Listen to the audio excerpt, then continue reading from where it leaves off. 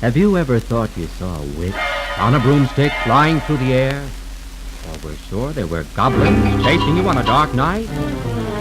Now, of course, we know there's no such thing as witches or goblins. They're just things we make up in our own mind. But there was a fellow. He was named Ichabod Crane, who really believed in witches and goblins and even headless horsemen. Ichabod lived a long time ago in a place called Sleepy Hollow. Folks used to say Ichabod looked just like a scarecrow. He was tall and skinny, with arms that dangled a mile out of his sleeves, feet that looked like shovels, great big ears, and a long, long nose. Not only was Ichabod the town school teacher, but he also taught music one evening each week to all the young ladies in Sleepy Hollow. And that was where Ichabod Crane ran into real trouble. You see, he picked out one girl, pretty Katrina Van Tassel, for his personal attention. That will be all for this evening, young ladies. But, Miss Katrina, could I walk you home? But there was somebody else who liked Katrina, too. Now, this fellow was the hero of Sleepy Hollow. He was so strong and so brave, folks called him Brom Bones.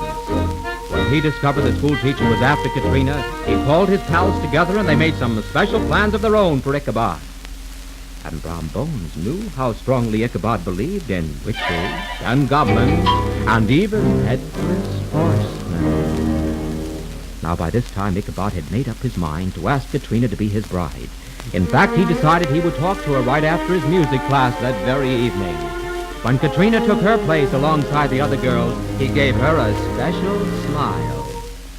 Now, young ladies, I want you to listen carefully while I sing the scale.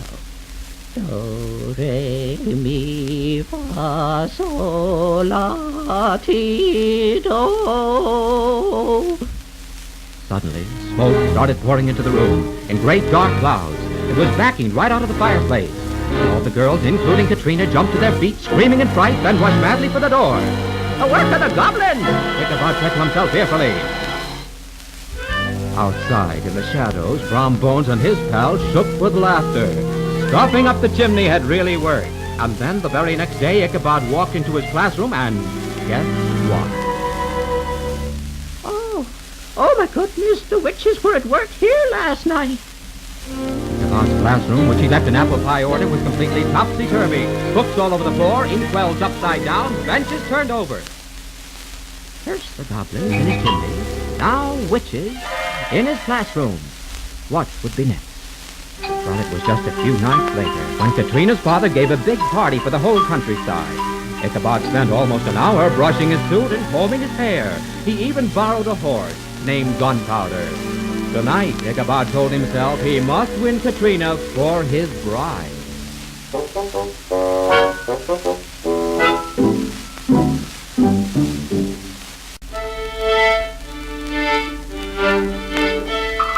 As Ichabod rode up to the farmhouse, he heard the music and smiled happily. Ichabod was mighty proud of his dancing. But when he went inside, he discovered Katrina was dancing with Brom Bones. Well, he'd dance with her later, he decided. Besides, he overheard the group of older folks off in one corner telling stories about the headless horseman that was supposed to ride about Sleepy Hollow on cold, dark nights, like this one. It was said his favorite spot was near the bridge, the very bridge that Ichabod had to cross to go home. Ichabod sat listening, fascinated, to dozens of stories about the headless horseman of Sleepy Hollow. Then he realized the party would soon be over and he hadn't danced with Miss Katrina. The orchestra was playing, but he noticed Brom Bones was not in sight. May I, that is, would you care to dance with me, Miss Katrina? Miss Katrina smiled sweetly in agreement, and Ichabod's heart leapt joyfully. It wasn't long after that the party broke up. Ichabod lingered behind to talk alone to Katrina. Nobody knows what really happened, but when he walked out of the house, folks say he looked mighty unhappy, as though Katrina had turned him down.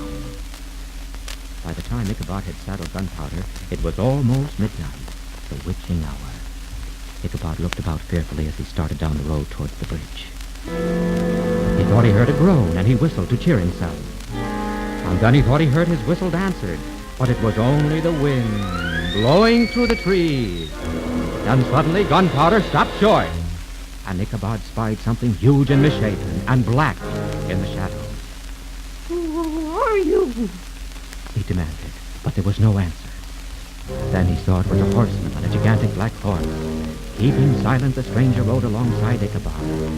Ichabod rode faster, and the stranger did the same. Then Ichabod slowed down to a walk, and the other did the same. Ichabod gathered his courage and turned to look at the companion, and to his horror, he discovered the stranger was headless, and he was carrying his head under one arm. Ichabod was so frightened he pushed Gunpowder ahead at full speed. They raced up the hill, the headless horseman gaining on Ichabod. In another moment, Ichabod's saddle slipped out from beneath him, and he rode clinging to Gunpowder's neck. Just then, he saw the headless horseman rise in his saddle and prepare to throw the head. Ichabod tried to dodge it, but it was too late. Something hit him squarely on the head, and he tumbled down into the dust. Next morning, Gunpowder was found wandering about alone, without a saddle, and Ichabod, he was nowhere to be found.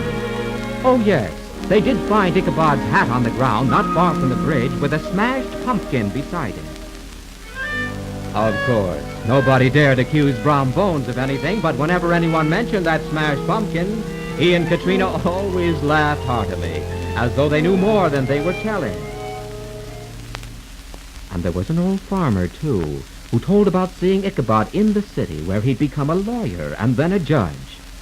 But folks in Sleepy Hollow, they never did see Ichabod Crane again.